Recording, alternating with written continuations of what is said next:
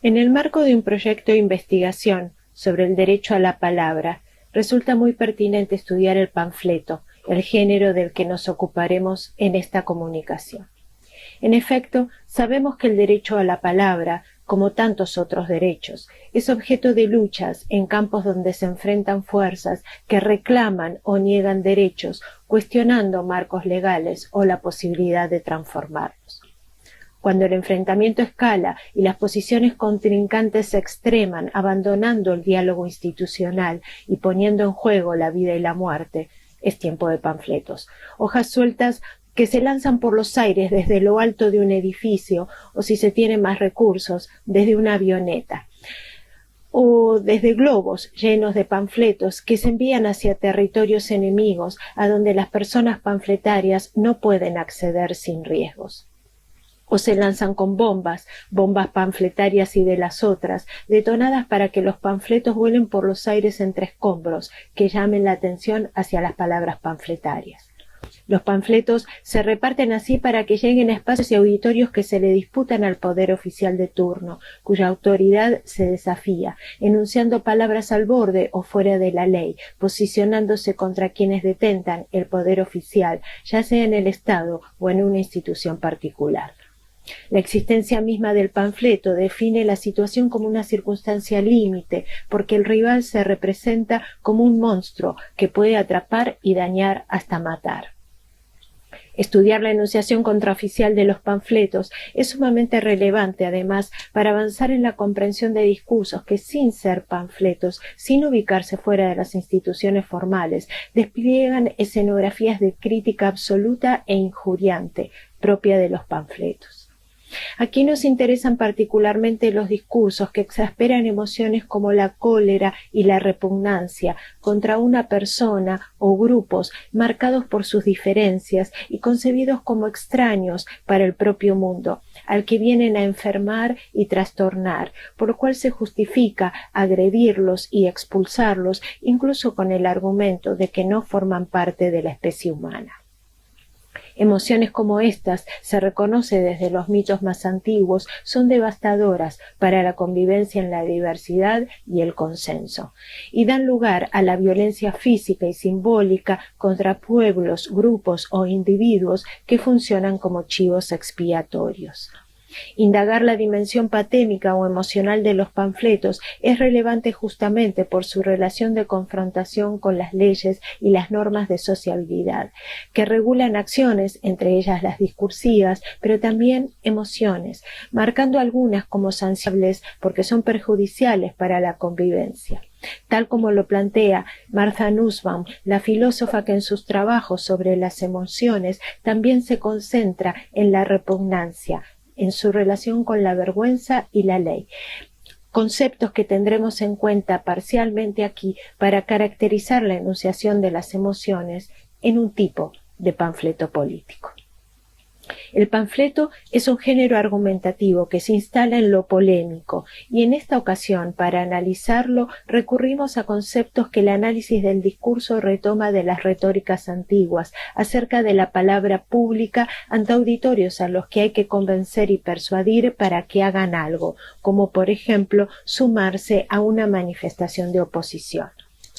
Focalizaremos la noción de pathos, que se refiere a las emociones con las que un orador pretende conmover a su auditorio para persuadirlo. En el caso del panfleto, esta cuestión es sumamente pertinente, porque se trata de un género en que, si bien se puede desplegar la razón en argumentos, logos, con información, nunca falta la emoción o pathos, ni el ethos, el cuidado de la propia imagen con la que el argumentador busca ganarse la confianza del auditorio. Ethos, pathos y logos, tal como lo plantea Aristóteles, es una tríada indisociable que se modula distintamente según los géneros y la orientación argumentativa del discurso. En el panfleto, la emoción puede estar más o menos contenida, pero este género habitualmente privilegia un rotundo despliegue del pathos para conmover con intensidad al auditorio, con recursos verbales y no verbales que exhiben nuestra vulnerabilidad, particularmente la vulnerabilidad de los cuerpos, como en este caso, para hacer una denuncia sobre el accionar de la policía, que aparece dibujada con una figura casi no humana mientras tortura a una joven desnuda, identificable con la alegoría de la justicia o de la república. El enunciador panfletario, por su parte, se erige como quien le pone límite y detiene al abusador. La figura física de este enunciador también es deshumanizada al convertirse en una mano enorme, dramatización a ultranza que funciona como signo de la fuerza sobrehumana, colectiva, necesaria para salvar a la víctima y detener la monstruosidad del otro, que desde la antigüedad se formula como una peste que se extiende cada vez más y no se puede seguir tolerando. Poner el crimen ante los ojos con el dibujo va contra las normas de lo que tradicionalmente se plantea como buena retórica, como la de la tragedia o el ensayo, que con sus reglas de información, prudencia y decoro establecen que lo truculento de un crimen no se representa en la escena, para que las emociones resulten razonables.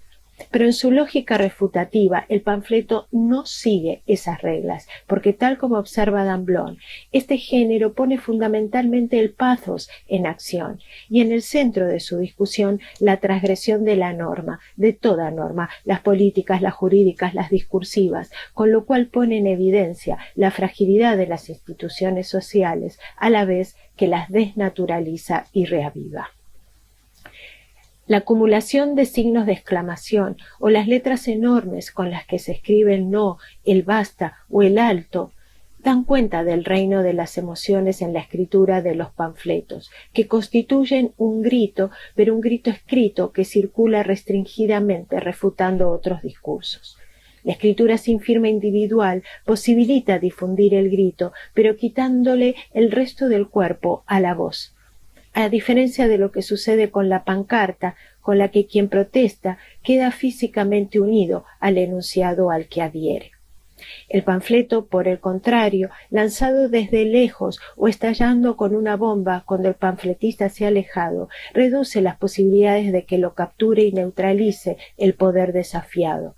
Cualquier conexión física con el panfleto da lugar al avance de la fuerza oficial sobre el individuo. Esa es la escena que representa siempre el panfleto, su razón de ser, en la que un sujeto colectivo, una agrupación, busca apoyos y adhesiones con un grito que se lanza en papel por los aires para que sea leído después, diferido de su momento de producción. Analizar el pathos de un discurso requiere distinguir cómo el enunciador representa no sólo su circunstancia, su presente, sino también cómo se representa a sí mismo y a las otras personas entre las cuales se ubica. Por un lado, para identificarse y conformar comunidad con algunas, los manifestantes, por ejemplo, y por otro, para diferenciarse y enfrentar a otras, la policía, que se señalan peligrosas. En efecto, como dice Van Benist, la constitución de la subjetividad en el lenguaje conforma un espacio de intersubjetividad, porque la conciencia de sí no es posible si no se experimenta por contraste con la persona a la que nos dirigimos, que no siempre es la segunda persona literal del enunciado. Es en ese intercambio en el que las representaciones sociales organizan procesos de comparación entre las personas, como en este panfleto distribuido en España y en el que la primera persona confronta con la tercera. Esa tercera persona es ubicada en las antípodas de la primera, al designar las leyes de educación sexual como adoctrinamiento, calificado además como nazi a través del montaje fotográfico del saludo de los dos nenes ante la bandera multicolor de la diversidad. El enunciador panfletario apela a la segunda persona para imponerle su punto de vista, activando la memoria de un pasado aterrador. La gravedad del asunto de panfletos como este contrasta con su precariedad material. El panfleto es uno de los efémera, géneros efímeros, en principio producidos para funcionar en una circunstancia particular y desaparecer con ella, como sucede con un volante comercial, un folleto informativo o una entrada a un espectáculo. Son papeles sueltos, destinados, como decíamos, a ser leídos al paso, perderse en las calles y terminar siendo desechados. Sin embargo, por la función que cumplen en la organización de movimientos de lucha, suelen trascender su circunstancia histórica en archivos o publicaciones que aspiran a conservarlos a través del tiempo como documentos para fundar una memoria de los hechos de los que esas armas de papel formaron parte. Los panfletos existen desde la antigüedad en todas partes del mundo, pero es en Francia donde se ha desarrollado particularmente una sostenida tradición de estudios sobre la argumentación panfletaria, que incluso cuenta con diccionarios de panfletos que resultan memorables por alguna razón. El J'accuse, que está en la tapa de este diccionario, se instaura como el ejemplar paradigmático del género. Lo publicó como carta abierta el distinguidísimo novelista francés Émile Zola el 13 de enero de 1898 en L'Aurore, un diario nuevo de aquella época que contaba con unas pocas páginas. Con esta publicación Zola escandalizó al público francés al apuntar contra el presidente de la nación, el ejército y la prensa oficialista, porque no se reabría el juicio contra el capitán Alfred Dreyfus, a pesar de que el gobierno contaba con pruebas de que ese condenado por alta traición a la patria no era en realidad responsable de las acciones que se le atribuían. No podemos aquí repasar el complejo y trascendente caso Dreyfus, ni detenernos en el panfleto de Zola, Monumento contra la injusticia. Pero nos interesa destacar que el Yo acuso es desde su título un enunciado asumido con nombre y apellido por un escritor reconocido que en primera persona del singular se enfrentó a buena parte de la sociedad que enardeció por esa acusación hecha fuera de los tribunales y provocó un tembladeral de instituciones fundamentales de la sociedad. La extensa fama de Zola aportó a su argumentación panfletaria un ethos prediscursivo, el prestigio que él ya tenía como artista distinguido. En el discurso del panfleto se erige como un sujeto que ante una injusticia asume el deber de gritar la verdad que el oficialismo calla. Acotemos que Dreyfus fue finalmente indultado, pero Zola padeció largamente por el J'accuse hasta su muerte. Los panfletos que estudiamos en el marco de este proyecto de investigación sobre el derecho a la palabra son argentinos y del siglo XX. Por un lado, analizamos panfletos antiperonistas producidos entre 1952 y 1955 contra la segunda presidencia de Juan Domingo Perón, que había ganado las elecciones presidenciales de 1951 por más del 63% de los votos. Por otro lado, analizamos los panfletos peronistas, producidos después, a partir de septiembre de 1955, cuando el antiperonismo, con un sangriento golpe de Estado que denominaron Revolución Libertadora, finalmente logró tomar el poder por la fuerza para retrotraer normas modificadas por el peronismo y profundizar desde el Estado una política de desperonización de la sociedad que incluyó desde la resolución 4161 de 1956 que prohibía el uso de palabras o símbolos propios del peronismo hasta la implantación de la ley marcial con la que se legalizó el fusilamiento de militares que sostenían al presidente constitucional derrocado, aunque también hubo fusilamientos de civiles, fusilamientos clandestinos de los que da cuenta la literatura. La disolución del partido peronista lo expulsó del campo legal de la política y de las elecciones democráticas en las que entonces resultaba imbatible. Ese golpe de 1955 provoca entonces una inversión de posiciones enunciativas que facilita el reconocimiento de los rasgos más estables de la retórica panfletaria y del sistema de géneros que la define. El antiperonismo, que hasta 1955 se manifiesta en panfletos, pasa después del golpe de Estado a enunciarse en géneros oficiales, mientras el peronismo, que se había desplegado en discursos oficiales, tiene que pasar a comunicarse con sus militantes y seguidores a través de panfletos y prensa clandestina. Para avanzar en la descripción de la enunciación contraoficial de la retórica panfletaria, vamos a detenernos ahora en un libro autocelebratorio de la Revolución Libertadora, una antología de textos que recopiló Félix Lafiandra Hijo, miembro activo del catolicismo antiperonista,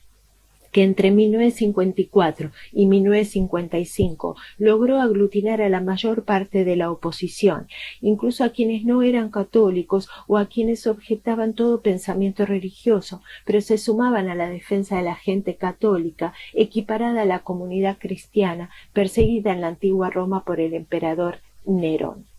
El proceso que condujo al golpe de 1955 estuvo atravesado por el enfrentamiento entre el peronismo y la Iglesia Católica, que objetaba leyes como la de divorcio, la eliminación de la enseñanza religiosa en las escuelas públicas o la regulación de los prostíbulos.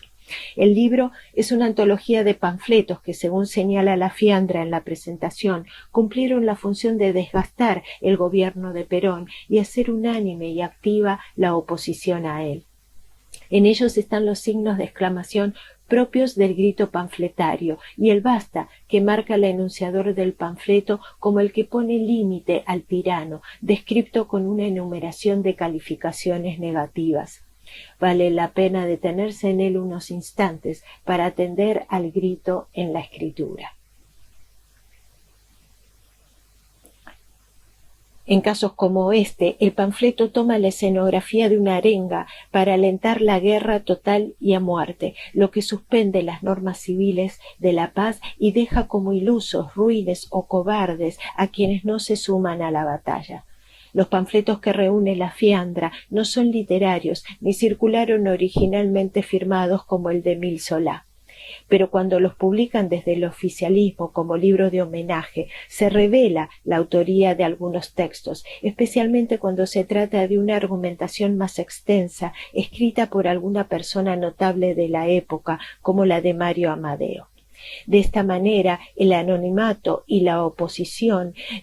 funcionan en la antología como criterio de admisión de otros géneros, estudios, cartas abiertas, notas periodísticas, sermones, son admitidos al libro de panfletos por el modo en el que circularon y la posición que tomaron. El panfleto, entonces, puede ser brevísimo o una argumentación de varias páginas, puede montar un tono solemne de arenga bélica o un tono paródico que invierte enunciados del discurso peronista o de las fuerzas internacionales confusamente asociadas a él, como puede verse en este panfleto, donde el lema de proletarios del mundo unidos se convierte en crocodilos del mundo unidos. Un lema del peronismo, como el de que para un peronista no hay nada mejor que otro peronista, se convierte en esta parodia burlona en para un crocodilo nada hay mejor que otro crocodilo, crocodilo primero. Obviamente, de más está decir, el crocodilo primero es el primer trabajador, Perón, según la marcha peronista. Textos irónicos como este contestan declaraciones atribuidas a Perón en la prensa oficialista, en la que se señalaba como lágrimas de cocodrilo los reclamos económicos de la Iglesia al Estado. La frase lágrima de cocodrilo está cristalizada en nuestra lengua para sugerir falsedad, hipocresía. Y entonces la oposición antiperonista toma la frase para devolverla como boomerang contra el presidente y convertirla en las lágrimas de Perón. La frase hecha une a la idea de hipocresía, la del peligro que significa el cocodrilo como animal salvaje que vierte lágrimas cuando devora a su víctima. Por una u otra vía, la seria o la jocosa, convertido Perón en Nerón o crocodilo, la enunciación contraoficial toma la palabra oficial para refutarla y mostrarla falsa, mentirosa, imbécil y peligrosa. La descalificación del contrincante, que lo bestializa, se extiende a la gente que acompaña al gobernante, para la que se subraya la corrupción o la imbecilidad. Por ejemplo, en este caso paródico,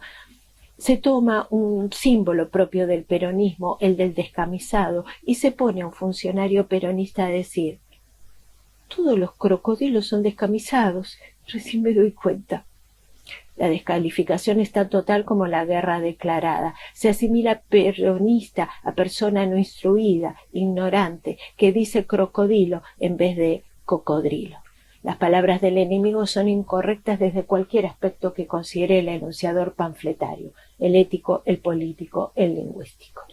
Por cualquiera de las dos vías, entonces, la seria y grave o la jocosa e irónica, el antagonista es presentado como un tirano al que hay que eliminar, y para eso el sujeto panfletario da instrucciones a su auditorio de cómo hacerlo.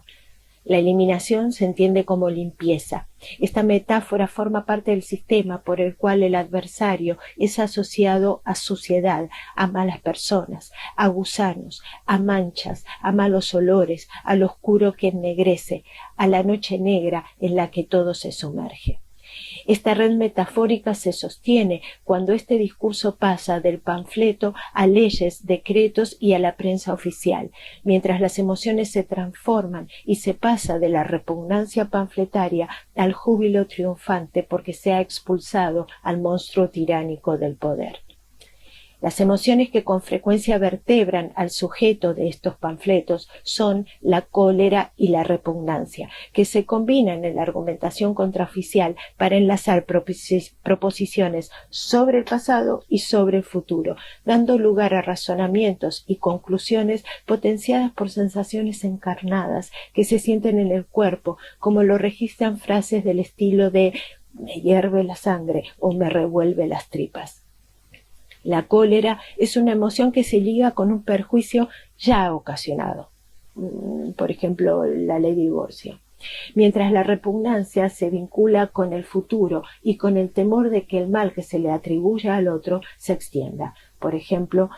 que se haga ley un proyecto de completa separación del Estado y de la Iglesia. El enunciador panfletario comparte la emoción que intenta provocar en el auditorio y la dice explícitamente, como en este panfleto en el que se denuncia que un acto estudiantil de homenaje a Perón fue completamente forzado. El enunciador manifiesta explícitamente cuán repugnante le resulta ese acto. La metáfora de la repugnancia se asienta sobre la sensación física de asco, náuseas y vómitos destinados a expulsar lo que repugna. La potencia de las emociones proyectadas desde la repugnancia biológica hacia lo político es altísima, como explica Nussbaum. Se vincula con creencias para construir una emoción que se proyecta hacia personas que se señalan, ajenas y distintas. No importa si se trata de contrincantes en política, mujeres, migrantes o gays. El esquema argumentativo es el mismo. Hay que extender el mal hacia esa persona, hacia ese grupo, y hay que exterminar a quien resulta repugnante, que no es humano y provoca una enfermedad, un mal que se nos puede contagiar. En los panfletos, la repugnancia puede intensificarse hiperbólicamente para justificar los peores crímenes, pero hemos visto cómo la enunciación contraoficial del panfleto puede captar una posición oficial.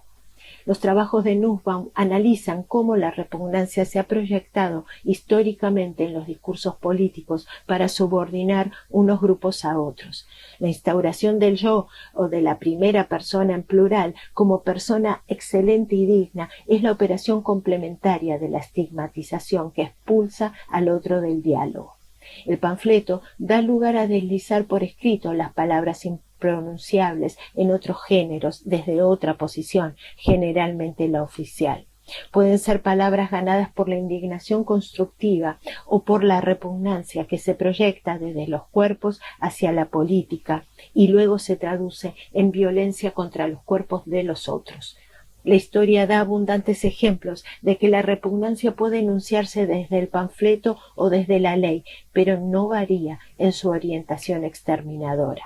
Por esta razón, como plantea Nussbaum, la repugnancia no debería aceptarse como fundamento de la ley y las sociedades deberían observar críticamente cómo gestionamos esta emoción en diferentes esferas de la sociedad humana.